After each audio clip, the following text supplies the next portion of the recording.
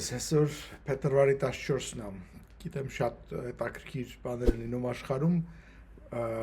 որ ուղղակիորեն կապված են ինչ-որ Հայաստանի հետ, բայց եկեք մի այսօր ուզեմ խոսամ Մյունիխի ուրեմն security conference-ի մասին։ Սա արդեն տասնամյակներ տեղի է ունենում, նոր բան չի, Մյունիխի այս ուրեմն conference-ը եւ առաջի երբ որ ստեղծվեց դա հենց սովետական ագրեսիան որ կատարվեց այն ժամանակ Բեռլինի նկատմամբ դրանից ծագեց այս բոլորը, հա, այդ Բեռլինի բաց սարքեցին եւ այլն 63 թվականից sense ասենք 1900 միջև մա շարունակվում է եւ այդ տարիների ընթացքում արդեն սկսեցին Պուտինին հրավիրել ինքը շատ մեծ պատվով էր գալիս նստում այնտեղ խոսում էր մեծ բաներ ասում հետո եթե հիշում եք ինքը ինչ որ տեղ եկավ որ արդեն նավթի փողերը շատ էին երևի բաներ եղել գազազել էր մի քիչ նավթի գինը բարձր էր եւ այլն եւ արդեն սկսեց շատ կոպիտ ձևի խոսալ որ կոպիտացած ռադելեքս տեից հավաքվեք դուք մեզ բան մի սովորացրեք մենք ենք էսեն ենք եւ մեր ուրեմն ազդեցության զոնայի մեջ ոչ մեկը ձենձուն չհանի հանգարց թե չէ վատ կլինի ինձ կանայք մի խոսքով հիմա այս տարվա Մյունխենի ուրեմն այս կոնֆերանսի ժամանակ հետաքրքիր դե շատերը խոսացին Միացյալ Նահանգներից Ռուբիոն էր խոսում արտգործնախարարը մյուս երկրներից օրինակ Ֆրանսիայից պրեզիդենտ Մակրոնն էր Գերմանիայից իրենց եւ կանցլեր կա բաններ այնտեղ ներողություն իրենց պաշտպանության նախարարն էր դա հետաքրիր ինտերվյու տվեց Հնդկաստանի արտգործնախարարի հետ միասին եւ այլն հետաքրիր բաներ են բայց մի հատ մեսեջ կար որ ես ուզում եմ դրա մասին ասեմ այսօր overall ասենց ասած ընդհանուր գաղափարը այս կոնֆերանսում առանց բացառության ոնց որ այն էր որ մեկ առաջինը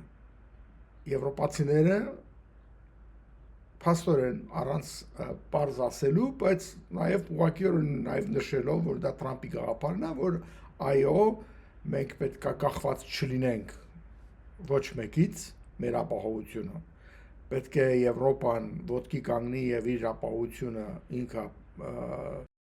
կարողանա տավտալոգիա ապահովի բայց ինքը պետքա զինվի եւ ինքը անում ենք արդեն ուրեմն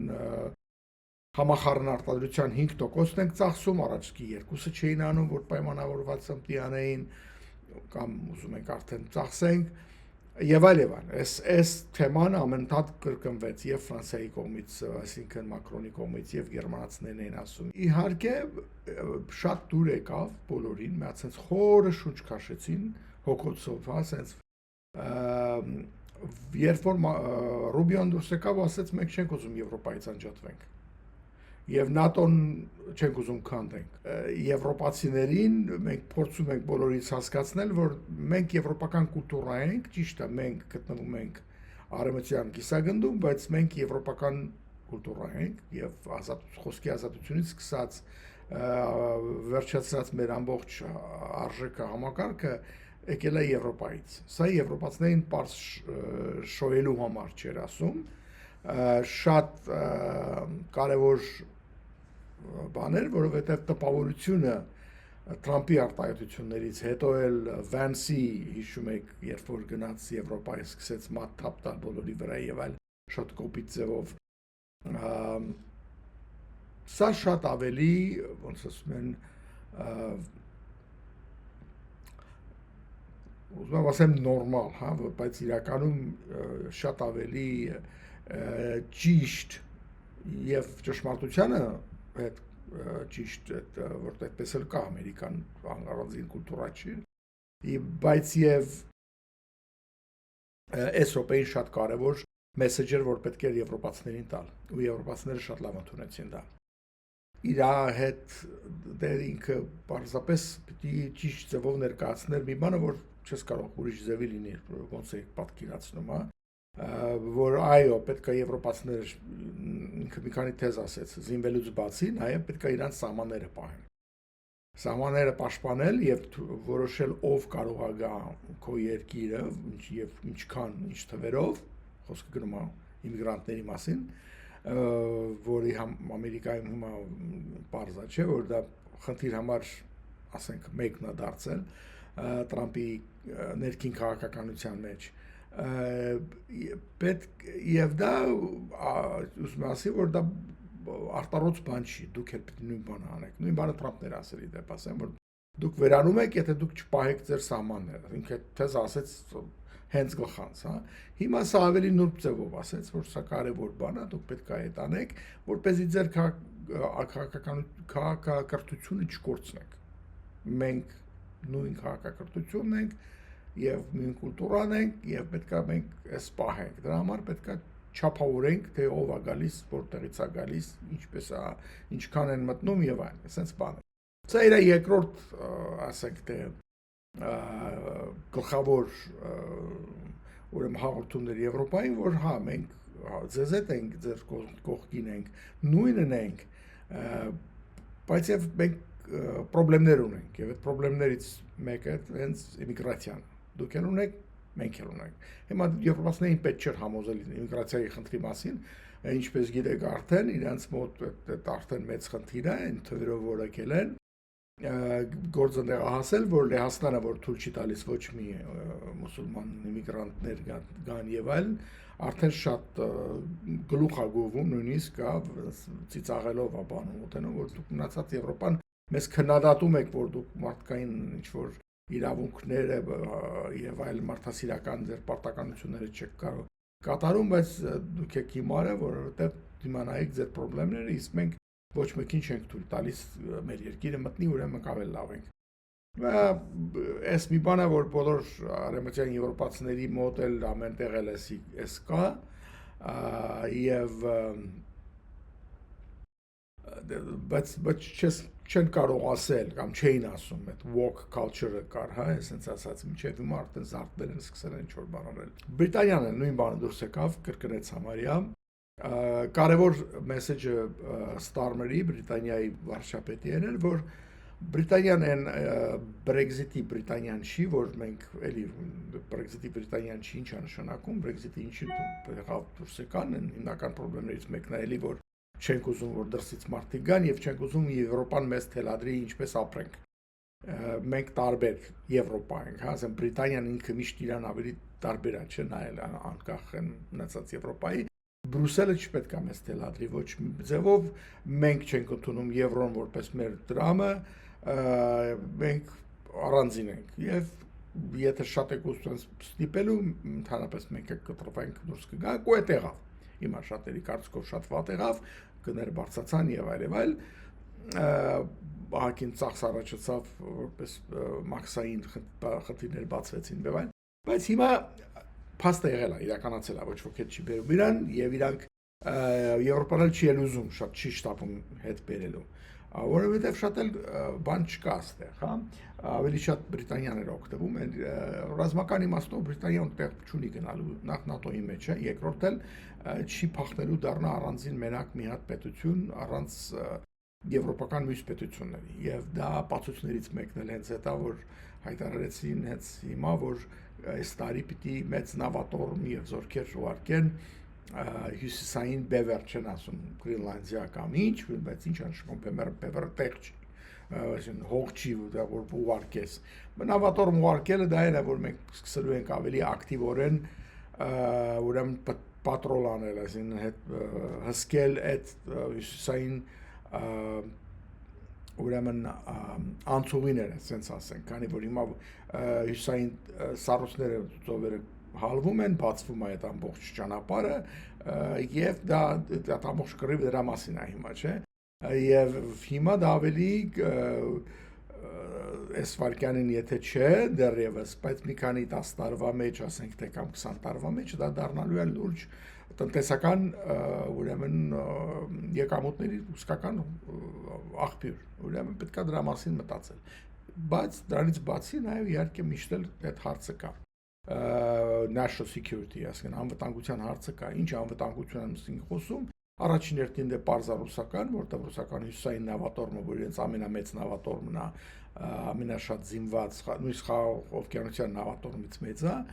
եւ ունի նրա նպատակն է, որ ուրեմն ինքը կարողանա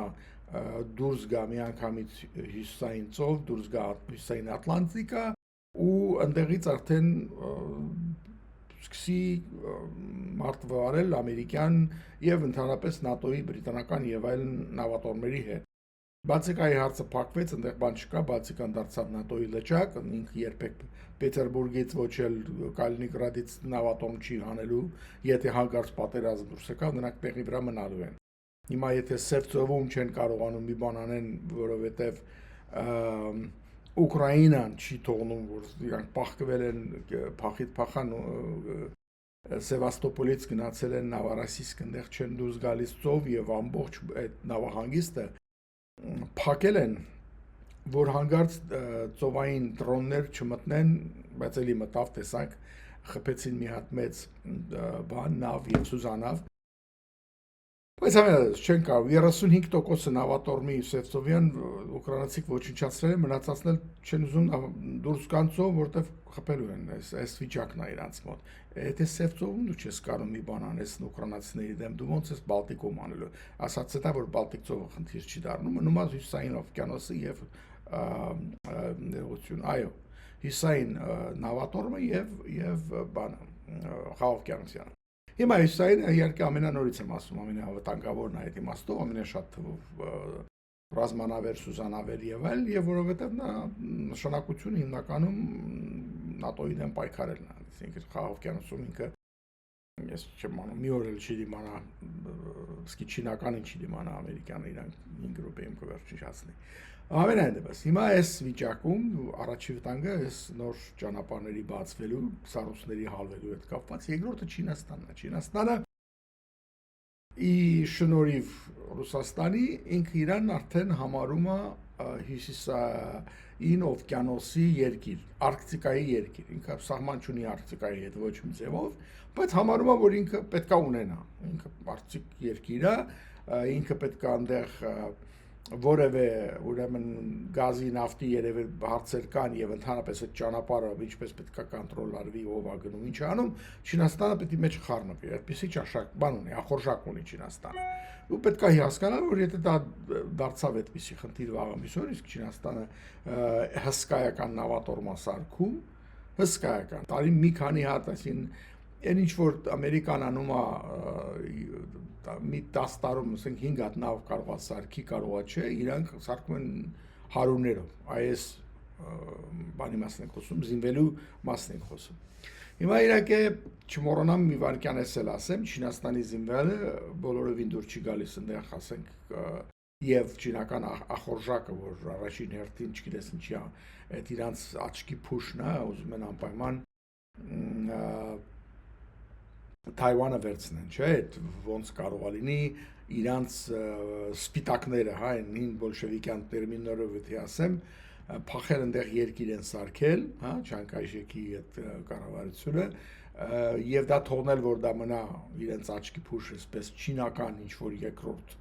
մի բան, դա անընդունելի է, իրանք չեն կարող այդպես բան տեսնել։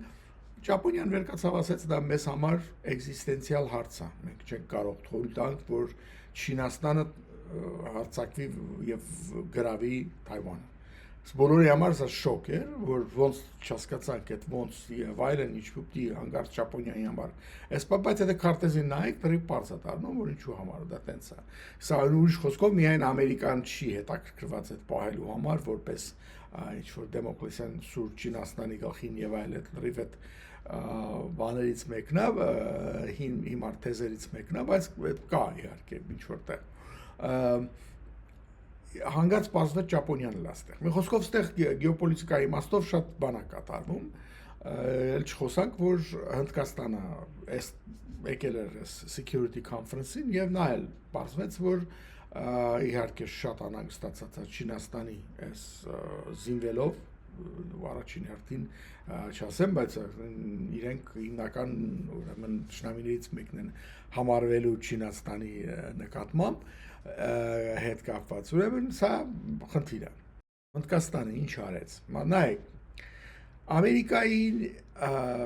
Տրամպի կոնկրետ ասենք, հա, այս քաղաքականությունը, որ պետք է ՆԱՏՕ-ի երկրներին ոնց որ ասում են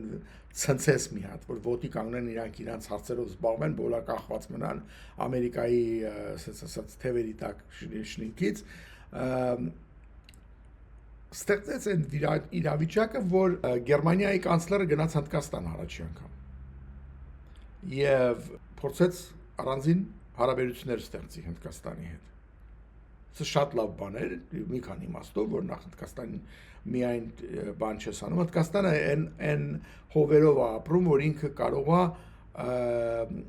ոչ բան ինչին ասում իրանց, այսինքն այդ ոչ բևեռային քաղաքականություն, հա, վարի։ Հնդկաստանը Հայաստան չի, ինքը կարա այդպես բան ասի, միշտ ասել, հա։ Չնայած այն ժամանակ էլ չէր անում, երբ որ Բրեժնևն էր սովետական միությունում եւ Ինդիրա Գանդիի հետ համբուրվում էին, հա, երբ որ հանդիպում էր իրան նկարներ տալիս, պորտրետը, չգիտեմ ինչ եւ այլ։ Այսինքն այնտեղ ինքը իզուր չէր, որ զինվում էր սովետական զենքերով եւ ոչ թե ամերիկյանով եւ այլ եւ այլ։ Այսքանը պարզա, որ իրա ոչ բևեռային է, այդքան էլ ոչ բևեռային չէր։ Բայց տարիների ընթացքում կամաց Հնդկաստանը հասնում է այն բանին, որ ախր այդ մյուսը բևեռ չի։ Այդ Պուտինը ինքը կարա ամեն օր վեր կանա զարթնի ու ասի մուլտիպոլար միր, չգիտեմ, եւ այլն, դուք ամերիկան չպետք է սենց լինեն, սենց լինեն։ Այդ կարա ասի ինչքան ուզում է, բայց Ռուսաստանը չի այլևս այդ մյուս պոլուսը, հա, այդ մյուս բևեռը։ Եվ Հնդկաստանի քաղաքականությունը, որ հիմա պետք է ինքն էլ ավելի լավ մոտենա Եվրոպային, քանի որ Եվրոպայի հետ հարաբերություններում ինքը շատ ավելի մեջ քաշ ունի եւ շատ ավելի ոնց ասեմ իր քաղաքականությունը շատ ավելի լավ կարող է անցկացնել, քան տեսենք, երբ որ ինքը խոսում է Ամերիկայի հետ։ Ինքը փորձեց Ամերիկայի հետ մի քիչ նազուտ ուզանի ձև Իրանի ռուսական նավթ եմ առնում, չեմ առնում, ես ձեր կողմն եմ, բայց ես ձեր կողմը չեմ, ու տեսավոր չէ, չի լինում սենց։ Ինքը չի կարող վերածվի աշխարհի արտադրության կենտրոն, ինչ խոսքով չինական հեղափոխությունը իր մոտ անի, հա, եթե ինքը Ամերիկայի հետ մտնի վատ հարաբերությունների մեջ։ Ուրեմն մի քիչ կակղեց, ասեց օքեյ, լավ, բայց ավելավես Եվրոպայի մի քիչ ավելի կոնկրետ բան ունեմ։ Հիմա Չինաստանն էլ հետ չի մնում, չմոռանանք, որ Կանադայի ուրեմն վարչապետը գնաց Չինաստանի հետ մի անգամից իր պայմանագրերը կնքեց էլեկտրիկ մեքենաներից սկսած ինչ որ ավել տարբեր բաներից, նա էլ ուրիշ բանից է փախնում այդ ամերիկյան այդ բաները իր վրա շատ են ազդել եւ այլ, բայց այս բանը գեոպոլիտիկայի մեջ կատարվում է։ Բաներից մեկն էլ էլի որ տեսնում ենք այստեղ այս Մյունխենում այդտեղ բոլորը փորձեցին եւ Պարսկաստանի մասին խոսեն եւ չխոսան, հա, միտեղ օրինակ Մակրոնը ասաց շատ կարեւոր է, բայց չեմ ուզում դրա մասին խոսամ։ Ինքը կենտրոնացավ օրինակի համար Ուկրաինայի հարցում, որ պետքա բոլորս ու կրկնում են մանտրայի նման, որ ագրեսորը Ռուսաստանն է, ինքն է այս պատերազմը սկսել, ինքն է այս բոլորս այս գլխացավերը արել եւ ինքը չի հասել իր նպատակներին, քանի որ իբրև թե ՆԱՏՕ-ի դեմ էր կռվում, ՆԱՏՕ-ն մեծացավ, հանձինեց Ֆինլանդիայի եւ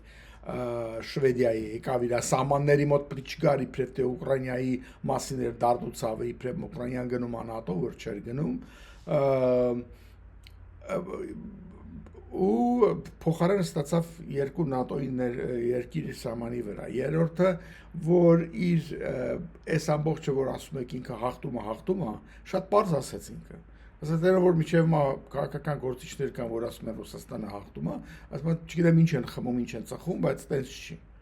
Նա պարտվում է, իր տնտեսությունը քանդվում է, ինքը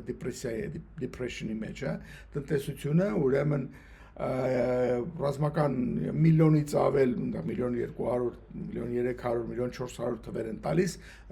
զոհեր է տվել, միայն մահացածները միայն միլիոն են վիրավորներ, շաշմանդամների հետ թիվը եւ այլն իրար հետ գումարած եւ դեմոգրաֆիկ խնդիրներ ունի, մի խոսքով Մակրոնը վերկացավից բոլորը թվեց պարզ իր ճարի ընթացքում ասելու համար դե բոլ արդեն նինինյանի անեք Պուտինի հետ Ստեղ էլ ձևեր պետք չի անել, բարձավոր այդ մարդը չի բանակցում, այս բանակցությունները սախսուտ են, ինքը ժամանակ է քաշում, որովհետև կարծում եմ, որ Ուկրաինան չի դիմանա։ Եվ այս ինչքան երկար տևի այս հյուսման պատերազմի մեջ ինքը ավելի պեղ ունի։ Դրա մասին շատ եմ ասել, որ ինքը իր ժողովուրդը երբեք փոքր դուրս չի գալու բողոքի, որ ինքը չունի զուգարանի թուղթ կամ ջուր կամ ջերություն կամ չգիտեմ որևէ բան, այդ մեկա չի լինելու, դե ես կդիմանամ, իսկ դուք չեք դիմանա։ Այս բանն է Պուտինի մոտ։ Մենակ հակառակն է ստացվում, տնտեսությունը քանդվում, այսինքն այլևս բիզնես չկա, բիզնեսները չեն կարող ապրել այս պայմաններում, հա։ Իրա, բայց Մակրոնի ասած ամենակարևոր բաներից մեկն է, որ դա նախ-նախ սուտ է, ինքը չի հաղթում, այսքան ժամանակ անցավ 4 տարվա մեջ 1.5%-ն է ինչ-որ գրավել ամբողջ բանի ընթացքում, երկրորդ համաշխարհային արդեն հասել էին Բեռլին իրանք, այս ուր է գնում, իհարկե այն ժամանակ Ամերիկանն եւ այլն իրան օգնում էին եւ գերմանացիները երկու ֆրոնտին էին պայքարում, իսկ այստեղ ոչ ոք չի օգնում, Չինաստանից բացի։ Մի խոսքով, եւ իր ասածը էր, որ պետք չի անընդհատ եւ դա փաստորեն կրկնեց նաեւ Զելենսկու ասածը, որ դուք անընդհատ կրկնում եք իրանց թեզը, որ մտածում եք թե ոնց համաձայնենք իր ուզածներին, ոչ թե ինքը համաձայնվի նորմալ դուրս գա կամ դադարեցնի այս պայքարը։ Եթե ասում եմ դու բանակցություն ես, բայց անընդհատ խփում ես ձմեռվա ամենացուրտ ձմեռն է երևի շատ երկար տարիներում Եվրոպայում, Ամերիկայում էլ իհարկե, իրենց բոլոր ջերուցման կետերին եւ այդ բաներին, որպեսզի մարդիկ սառն մեռնեն, սոված մնան, դու բանակցող չես ուրեմն, դու չես ուզում այդ անես։ Բայց ասեց մեր պատասխանը դրան, հիմա հետաքրքիր ինչ էր, որ մենք տվեցինք, հաստատեցինք Ուկրաինայի համար 90 միլիարդ եվրո, այսինքն 107 միլիարդ դոլարի օգնություն։ Սա ինչի համար էր։ Ու ինքը ասաց, որ այս օգնությունը տվել ենք, իրանք երբեք ասում տոկոս չեն վճարելու սրա վրա, իրեւ ասեմ, այս պարտքի վրա, եւ այդ պարտքը իրանք չեն վճարելու, այլ պարտքը սկսելու է վճարվի, երբ որ խաղաղությունը վերջնականապես հաղթաստատվի, եւ դա պիտի գա ռուսական փողերից։ Ուրիշ խոսքով ասած, ռուսներն են վճարելու այս փողը։ Կամ այսպես կամ այնպես, հիմա ոնց ուզում եք վերցրեք, հա, եւ դա շատ հետաքրքիր բան է։ Բայց այս որ մենք առնում ենք, երբ որ պետք է առնենք, այս պայմաններից մեկն էլ էս վարկի կստացվի, այսպես վարկ կոչված է 90 միլիարդ եվրոն։ Էներ որ դու պիտի զենքերի համար, նույն դեպքի կրթության համար այսքան ծախես, այնքան ծախես, եւ պայմաններից ամենակարևորներից մեկն է, որ դու կոռուպցիայի դեմ պայքարը անես, որ իրանք անում են։ Այս վերջի հետաքննությունը որի պատճառով շատ մարդու գործից հանեցին, ձերբակալեցին եւ այլն, որ ռազմական կոնտրակտների վրա եւ այլ տեսակի օգնությունների վրա ատկատներ էին վերցնում, այսինքն այդ kickback են ասում անգլերենով, այդ թարգմանությունը ատկատը։ Այսինքն ինքը փող են պահում այդ կոնտրակտի վրա, չինովնիկները իրանք էին իրենց հարստացնում, այդ խոսքով այդ բաներից բռնվեցին, դա իհարկե չի վերացել, բայց պայմանն է, որպեսզի շարունակվի այս process-ը հակակոռուպցիոն։ Եվ ասածներից մեկը դա որ օգնությունը տալիս ենք զենքերը պետք է առնես հիմնականում Եվրոպայից, եթե չլինեն դրան էկվիվալենտ եվրոպական զենքը, որ քեզ պետք է, նոր կարող ես առնես ուրիշներից, գաղափարենա, որ Ամերիկայից, հա։ Ամերիկայից վերկացավ, ուրեմն գեներալ Թոշակի գնացած շատ հայտնի վերկացավ խոսած, մարդը կարևոր չի ով էր, բայց կարևոր որ ասեց, որ այո, իրանք այս բոլորը անում են, բայց իրանք սկսել են իրանց արտադրել նաև։ Իրանք արդեն մեր Tomahawk միսիլների մարտիրներից, այդ cruise միսիլներից ավելի լավն են սարքել, որ ավելի հեռու է թռնում, ոչ թե 1500 կիլոմետր, այլ 3000 է թռնում ուկրաինականը, եւ ավելի շատ ռազմական բեռ է տանում, այսպես ասած, պայթուցիկ է տանում, հա, որը ճիշտ է։ Այսինքն ինքը Tomahawk-ից 2 անգամ ավելի հեռու կգնա եւ 2 անգամ ավելի մեծ կործանիչ ուժ ունի։ Սենց բաներ սարքում արդեն ուկրաինացիները։ Եվ սա ամերիկացին է ասում։ Ասելով որ դա լավ բան է, հիմա միառժամանակ սկսել են նաեւ բան դրոնների արտադրություն սկսեցին եւ բան անել եւ այս բոլորի կոնտեքստի մեջ Մի հատ բան էլ ասեմ, ուրեմն ռազմախաղեր կազմակերպեցին, վախը ինչի մեջ է, որ Պուտինը նույնիսկ բոլոր ասում են, թե խոսք կա, որ մայիսին հեսա կվերջանա, ամեն ինչ կլուծվի եւ այլ։ Մակրոնի ասած նա որ շատ հույսեր մի դրել դրա վրա։ Պուտինը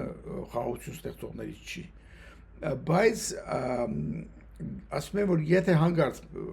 պատերազմը ինչ որ ձևով Ուկրաինայում կանգ առնի կամ ստեղծվի զինադադար, ինքը շուրա գալու հարձակվելու ուրիշի վրա։ Ինքը չի կարող իր ռեժիմը պահի առանց պատերազմական վիճակի։ Եվ ինչ էին մտածում, ում վրա կարող է հարձակվել։ Իրանք եվրոպացիներին առաջին հերթին մտածում են, որ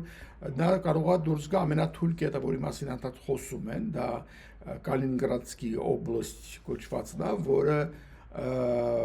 կտրված է Ռուսաստանից եւ այնտեղ դուրս գալու պատրվակ պիտի վերցնի ու մտնի ասելով, որ այնտեղ հիմա կտրված է սրնդից չգիտեմ ինչից, որովհետև Լիտվան փակել է ճանապարհը, մենք պետք է գնանք մարդասիրական օգնություն տանենք, այսպեսի desktop exercise-ներ են անում, այսպես բաներ կա, երբ որ քաղաքական գործիչները եւ բարձր ռազմական ուրեմն առաջնորդները ասենք թե նստում են եւ այսպիսի սցենարիոներ են քննարկում, ասենք թե եթե այսպիսի բան անի, ինչ կանես դու, ինչ պատասխան պիտի տաս։ Հիմա եւ այս բանը քննարկելուց մտածում են, որ եթե նա հանգարց վերցնի, որ ասի, որ պատրվակ, որ մենք մարդասիրական օգնություն ենք տանում Կալինինգրադ եւ սկսի մտնել բան շարասյուներով, որոնց վրա շատ կարմիր խաչեր նկարած կլինեն, իրենք իբրև ուտելիք են տանում եւ այլն, բայց մտնի բան այդ կարիդորը որն է, նա պիտի մտնի, այսինքն բանի միջոցով Բելարուսիայից մտնի Լիտվայի եւ Լեհաստանի այդ սահմանի վրա եղած այդպես կոչված կարիդորը, այդ ճանապարհը ու քշի դեպի Կալինինգրադ։ Ինչ ես անելու, պատերազմ ես սկսել։ Գերմանիա դուք հարձակվես այդ ժամանակ, ինչ կանես։ Գերմանացիների այս բանի ժամանակ ասում են, որ դե եթե դա մարդասիրական օգնություն է գնում, մենք ոնց պետք է դա արդարացնենք, սկսենք ինչ անելու, չենք բռնել բակոծենք այդ բաները։ Իսկ Ֆրանսիա դու ինչ կանես, իսկ Լեհաստան դու ինչ կանես։ Ու այս բանի ժամանակ հասկանում եմ, որ իրանց վիճակը շատ լուրջ է, որտեղ Ռուսաստանը ոնց որ կանաչ մարդուկները, չգիտեմ ինչերը հով բացեի բաց չի ասում ես պատերազմը։ Ինքը սկսում է քշել գնալ, դու հետո այլմիջա դու որոշես ինչ անելու, արդեն ուշ է։ Այս բոլորը հասկանում են արդեն։ Եվ դա մտածում եմ, որ սա լրիվ իսկապես հնարավոր վարիանտ է։ Եվ մի հատ ուրիշ բան էլ արեցին, այլ ռազմախաղերի ձևով, որտեղ իրենք պետք է փորձեին, թե տեսնենք ինչպես կարող ենք մենք հիմակվա այս մոդեռն դրոնների միջավայրում ռազմական գործողություններ տանեն։ Ուրեմն այնտեղ 3 տարբեր բատալյոններ, գումարտակներ տարբեր երկրներից վերցեցին, ու ասին ձեր նպատակն է, որ գնաք հասնեք ստեղ։ Իրանց դեմ որպես Ռուսաստան դերը պետք է կատարեին ուկրաինացիները։ Ասում դուք գիտեք ուկրաինացիները ինչպես են ռուսները կռվում, շատ լավ գիտեք իրանց համակարգը սովետական եւ այլ եւ այլն։ Դե հիմա դուք խաղաք այդ դերը, ասենց ասում եմ blue and red, որ կողմերը իրար հետ միշտ բաներ անում։ Ուկրաինացիները վերցեցին եւ ռազմաճակատից հանեցին 100, ասենց ասած դրոնշիկ, հա, այդ անօթաչու սարք թռցնող դղերքը, աղջիկները եւ ասեցին դուք ուրեմն դեմ պայքարեք։ Եվ այդ ուկրաինական դրոններ գործածողները այս ՆԱՏՕ-ի ուրեմն գումարտակները ջարդեցին, դե բաներով են խաղում, ինչ են ասում, իսկական ռումբերով չի, այսինքն դու մի բան գցում ես դրոնով, փոխանակ պայթի ինքը գունավոր փոշի է վրան ցանում կամ ձայնահանում եւ այլ բանա տալիս, արդեն պարզա որ խփելակ ես։ Այդ խաղի ընթացքում էս ուկրաինացիները այդ ՆԱՏՕ-ի ուրեմն զորքերը ջարդ խուրդ արեցին դրեց։ Նախքան նրանք հասնեին նույնիսկ ասենք ասենք շփման գիծ դուք պատկերացրեք ինչպեսի շոկ էր էսի ասենք թե այդ գերմանական եւ դեղ ինչներ էին անում երկու ուրիշ երկիր էլ կար կարծեմ լեհերն ու ֆիներն էին թե ովքեր էր հա ու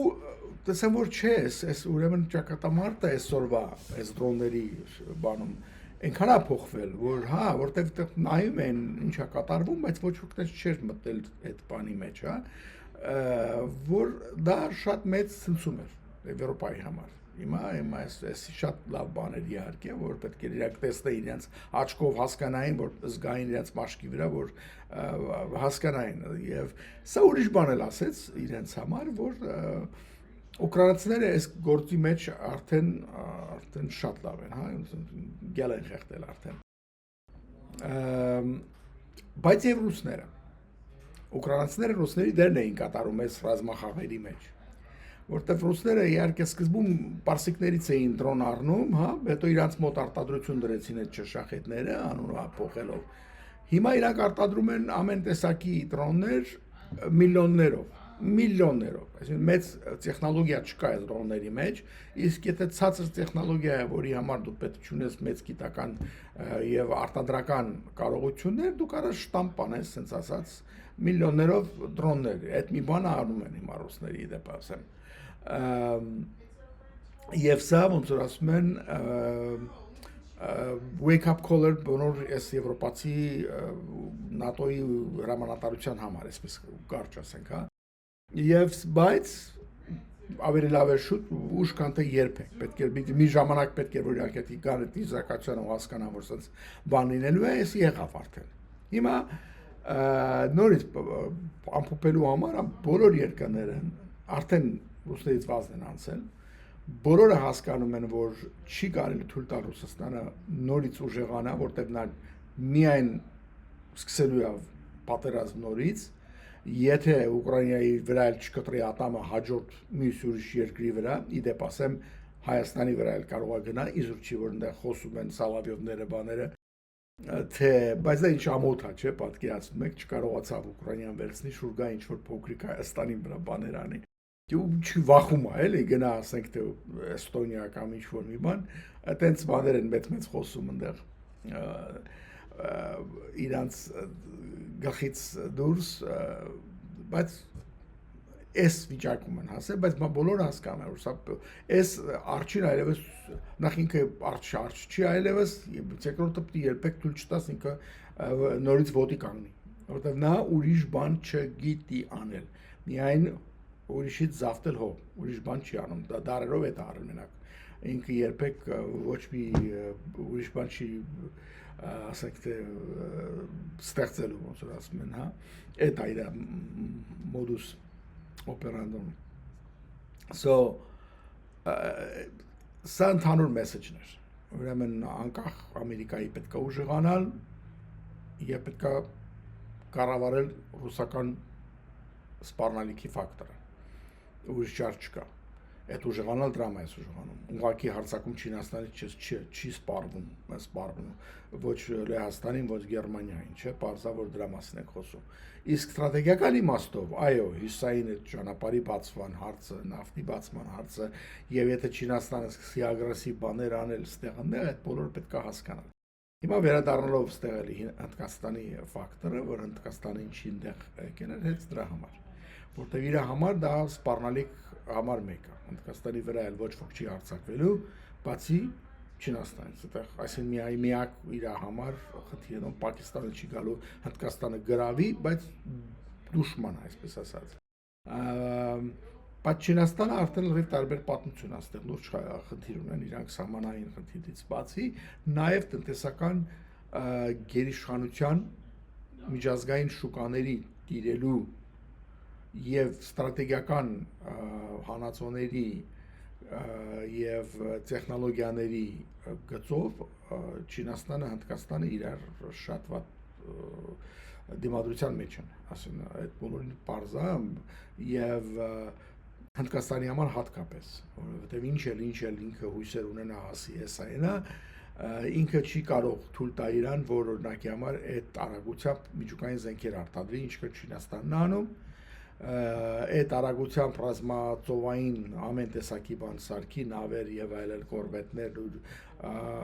battleships շրասան, մեծ կրուզերներ են սարքում հրթիռային եւ այլն։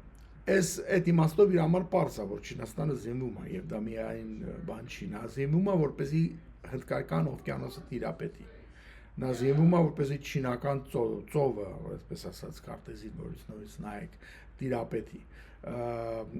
եւ ոչ ոք չկարողանա իր, ասենք թե այդ ստրատեգիական ճանապարհներին, որը ձևով սպառնալիք ներկայացնի, ստրատեգիական ճանապարհները, որ նա իր համար նավթ բերը ներմուծելու, ապրանքներ արտահանելու եւ իր ծովային ուժերը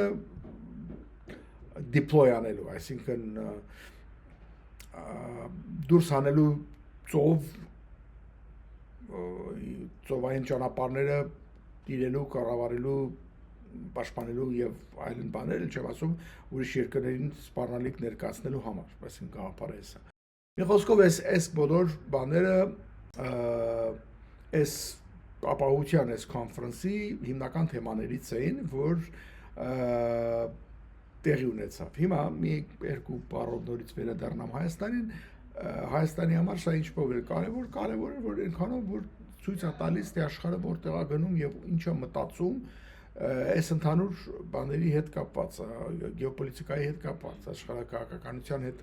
այս հարցերի մեջ, ինչ է լինելու Ռուսաստանի դերը, ինչ է լինելու ասենք թե Հնդկաստանի դերը, Եվրոպան ինչեր է անում, ինչ քայլեր է անում, ինչպես է զինվում եւ ինչպես է նայում,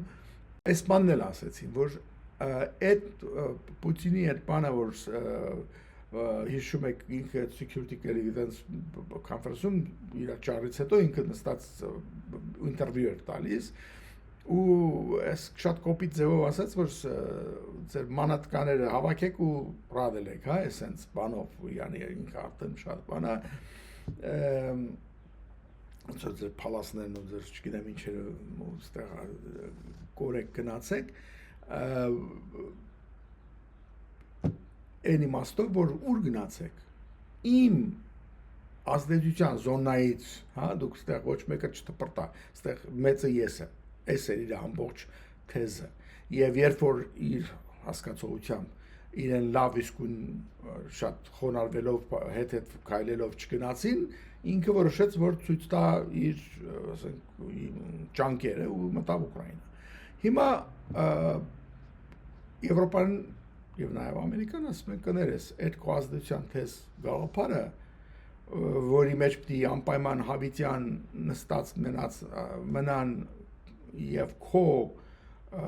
հասկացություններով ապրեն Հայաստանը, Վրաստանը, չգիտեմ, մյուս երկրները, Բալտիկ շրջանի երկրները կամ եւ այլն, Ուկրաինան, դա չի անցնելու այլևս։ Չի կարելի, պրծավետի։ Այդպես լինի պիտի անդադ ուրեմն Բրիտանիան գահասի, որ իմ ժամանակին իմ գաղութներն էին այս մյուս երկրները, պիտի հիմա մտնեք նորից իմ ազդեցության զոնայի մեջ։ Ամերիկան պիտի չգիտեմ ում մի խոսքով չի աշխատելու։ Դու չես կարողանալու պահես, մենք էլ չենք ընդունելու ու չի լինելու, ոչ միտեղ չի գրված, որ պիտի ասենք թե ասենք որևէ երկիր անպայման ուզի չուզի պիտի նստի ռուսական Մոսկվայից նշանակված մարդկանց կողմից կառավարվի։ Ու սա շատ ասենց պարզ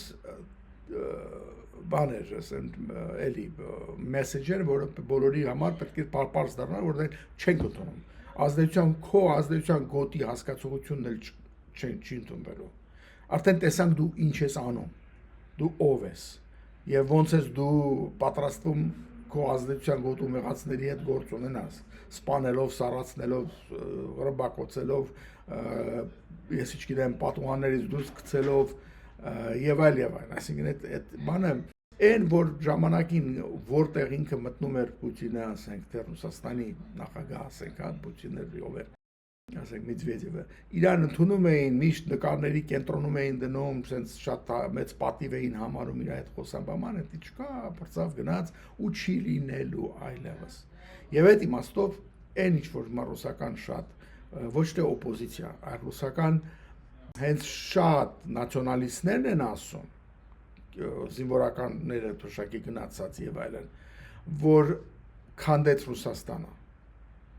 Չեն ուզում Պուտին բառը գործածեն, բայց մենք քանդեցինք Ռուսաստանը, իրանք քանդում են, դե իրանք են ասում ու չի ասելու դու ես արել, բայց վերջը գալիս է ու վերջը արդեն պրծավ էլ երբեք չենք լինի այն ինչ որ կայինք։ Սա ես չեմ ասում, իրանք են ասում, դա ռուսներն են ասում, եւ դա ռուս ազգայնականներն են ասում։ Ոչ թե չեմ խոսում ինչ որ ասենք թե արտասահմանում նստած բլոգերները կամ օպոզիցիոն ինչ որ մարդիկ, հա, ասենք Նավալնի եւ այլն, Նավալնին դեպ չէր ասում դες բան, ինքը շատ նացիոնալիստ էր, ինքը վիլիկարուս բան էր, շովինիստ էր, ինքը իր բողոքը Պուտինի հետ Նավալնին էր, որ ինքը լավ չի կառավարում, ինքը պետք է ճիշտ անի, որ մենք կայսրությունը վերականգնենք, այս գողությամբ թալանով դրամთან անդադ խոսում էր ինքը Պուտինի դղյակների ու պալատների ու չգիտեմ ինչերի ու յախտաների մասին, չէ, բոլոր չինովնիկների։ Իր ասածն է, որ պիտի մենք լինենք ոչ կաշառակեր կայսրություն, առանց կաշառակությունը կտրելու դու կայսրությունը չես կարա վերականգնես։ Բայց նա բոլոր դեպքերում ուզում էր կայսրությունը վերականգնել, այսինքն Նավալնիի մասին չեմ ուզում սա սարքեմ, բայց ում եմ ասեմ, այս մարդիկ են ասում, որ քանդվում է։ Ոչ թե ասենք թե ուրիշ դրսից որևէ մեկը այս անալիզը, հա։ Իսկ այդ բոլորը արդեն բան չի, շատ ակնառու է արդեն բոլորի համար, բայց ես երևի նոր բան չեմ ասում, եւ կարծում եմ նույնիսկ ասենք թե դու կան ասենք, հա, կարող է Միացյալ Նահանգներում ինչ որտեղ մարդիկ նստած են հայեր կամ ինչ որ մտածում են, որ չէ, իրանք հիշում են իրենց երիտասարդ տարիների Ռուսաստանը, հա, իրանց գլխի մեջ ոչինչ չի փոխվել կամ ես ոնց են ասում ես ծառայել եմ, դու չգիտես, ես չես պատկերացնում իրանք ինչ այս բանը միջև մարդիկ կան այդ մակարդակից չեն անցել, բայց այդ ավելի քչանոմատիվ է, անդադ պակասում է, սա լավ բան է իհարկե, ռեալիստ լինելը ավելի լավ է, քան թե ֆանտազիաների մեջ ապրելը, բայց պետք է դա նշանակում ասում եմ, որպես պետք է զգուշ լինել, որովհետև այս ոնց որ ասացի գազազած այս մեռնողը արժի կարող է շուտ գա ուրիշին խփի այնտեղ, ինքը խոսացին Ղազախստանին խփենք, այս կանենք, այս ամբողջ հյուսային Ղազախստանը մերն է, հետո Ղազախստանը Չինաստանի հետ պայմանագիր կնքեց, որտեղ Չինաստանը դարձավ Ղազախստանի ուրեմն ապահովության գարանտորը, ռուսները սկսեցին չխոսալ դրա մասին, հասկացան, որ ինչքան խոսան, չինացիները կատաղելու են գաղտնին տան կամ իրենց չծախեն ոչ մի բան։ Հիմա էլ չեն խոսում Ղազախստանից շատ։ Շուռ են եկել, այն հիշում եք այն Մարգարիտա Սիմոնյանի ամուսինը ինչ էր անում, որ ասում էր Կազախի, չգիտեմ ինչ, բրացիա, ինչ է կանում, չեք տեսնում Ուկրաինայում ինչ է կատարվում, յանի գանք ձեզ էլ նույն բանը կանենք, ես հիշում եք էդի։ Էլ չեն ասում տենց բաներ, որտեղ հասկացան, որ չէ, քիչ շատ մեծ բան է, պատառ է հələ որ իրանց համար դա, իրանց ասում են ախորժակը շատ ավելի մեծ էր, քան թե իրանց հնարավորությունները ուտելու, մի խոսքով իրանց վրա, ու ինչ մնաց։ Ուստեղ այդ եվրոպական անհագստությունը դա որ հասկանալով դա չի ու շուրգա մի հատ փոքր բան անի, հա, ինչի ու վայ հարցակվելու։ Ու այս խնդիրը մեծ հաշվով դրված է։ Դրա համար ադրբեջանցին շատ Ալիևը արագ վազելով իրան գցեց Ամերիկայի գիրկը, որ ստորագրի այդ ստրատեգիական partnership-ը, չգիտեմ ինչը, որտեղ հասկացավ, որ դու ինչքան էլ հիմա ինչ էլ անես, այ կլասիկ Փայլևանն է, չէ՞, նա երբեք չի ասում ես Ռուսաստանի հետ չեմ։ Երբեք ռուսներին դες բան չի ասում։ Ոչ էլ ասում է ես բան եմ, բալանսիրովանի ինչ-որ բաներ եմ պահում, ինչ բալանսում ինքը, ամերիկացին ասում 100% ես քեզ հետ եմ, ես ստորագրում եմ, ռուսին ասում 100% քեզ հետ եմ, տես ինչքան բան ունեմ քեզ ստորագրած, մենք դաշնակիցներ ենք, ինքը դուրս եկավ Ալիևը որևէ դաշնակցային պայմանագրից Ռուսաստանի հետ, Ամերիկայի հետ ստորագրելու առաջ, չէ, դուրս չեկավ, չէ, երկուսին են ասում, հա, ինքը չի ասում, ես չեզոք եմ, ինչ չեզոք Դու ես որ չեզոք կլնես, դու Հնդկաստանը չի կարող չեզոք կլնի, դու ով ես չեզոք կլնես, փուճուր բան ես դու։ Այդ ծիծաղելի է նույնս, քայ ես չեզոք լինելու ես բանը, մի տեսակ դու դա խոսքեր չասեմ, օքեյ, ինչ որ է։ Մի քիչ լուրջ չի։ Եվ դրա համար հենց այդ Ալիևը երբեք չի ասում չեզոք եմ։ Նա չի խոսում երբեք չգիտեմ ինչ բալանսավորված քաղաքականության մասին, դες բան չի ասում, ինչ բալանսավորված, քո ամեն ինչը կախված է այդ բանից, արևմուտքից, դու էլ նստած ես այդ վայրենու թաթի տակ, ինչի մասն ենք խոսում, այս բանը իրանք շատ լավ խաղում է ինքը, իսկական բանն է, ինքը իսկական այդ լարա խաղացն է ինքը, էլի այդ իմաստով եւ հաջողել անում է։ Համենայն դեպս հիմա ասածն է, որ երբ որ Ռուսաստանի ախորժակին եւ հնարավորություններին եւ այդ տարբերակներին են նայում բոլորը, հասկանում են, որ ինքը մեծ երկրի վրա ոչ ման չի կարողանալու անի, փոքրերի վրա է նստելու, մտածելու էլի։ Այս պետք է հասկանալ։ Ամենայն դեպս չեմ ուզում շատ ինչ-որ բան հորետեսական նեցի ներկայացնեմ, որտեղ իմ կարծիքով չեն թողնելու, որ ինքը գործը դրան հասնի։ Ոչ մեկը հիմար չի արդեն բարձա ինչա լինում, եթե իրանք եվրոպացիները, որ առաջ էին վախենում էին գերմանացիները, վախենում էին մի հատ բան տային զենք Ուկրաինային, ոնց որ Մակրոնը ասեց, հա, ասեց հիմա ինչքան բան տվեցինք, դե ֆրանսիացիք ավելի այդ իմաստով քաջեն, այդ իմաստով շատ բան փոխվեց։ Ուրիշ շատ բան հետաքրքիր բան ասեց Մակրոնը, որը իրան հարց տվեցին ինտերվյուի ժամանակ, by the way, միջուկային զենքի մասին, հա, որտեղ եվրոպական համայնքում ովքեր ունեն Բրիտանիան ու Ֆրանսիան են, չէ, միջուկային երկրները, բայց իրանք իրանց գերպետություն չեն համարում, սենց ասենք, հա, ամեն մի միջուկային երկիր գերպետություն բանի մեջ չի մտնում այդ կարգավորման։ Իրանք ուրեմն ասեց, որ մենք խոսքը որ եղավ Գերմանիայի մասին, որտեղ ֆրանս բաներ են ասում, չէ, արդյոք Գերմանիան պետք է ինքն էլ ունենա սենց հարուստ երկիր, ինչի չունի օրինակ, հա։ Ինքը այդ դրա մասին չասեց այդ ոչինչ, բայց սենց բանես որ ոնց որ մեր զենքը cover անում, համել Գերմանիային է պաշտպանում։ Մենք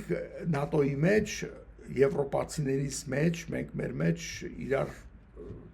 մեջքին կանգնած ենք։ Այս բանով մոտավորապես ինքը ներկայացրեց այս հարցը,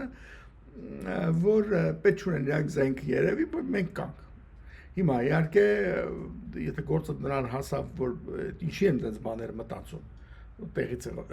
Թուրքիան արդեն մտածում միջուկային զենքի մասին չէ, ինքը իդեպ ասեմ, էդ էլ բաներ ընդեղ, որտեղ Սաուդի Արաբիաներին ասում են, թե արդեն աշխատում ավրեն կամ ունի եւ այլն, ու Թուրքիան ասում է մենք ինչու ենք պակաս մյուսներից, հա։ Դե բանի Էրդողանի ախորժակը շատ մեծ է, այդքանը պարզ է, բայց նա նայում է խնդրին, որ եթե հանգարց Պարսկստանը իրապես մի բան ունենա, մնացածը բոլորը կորած են։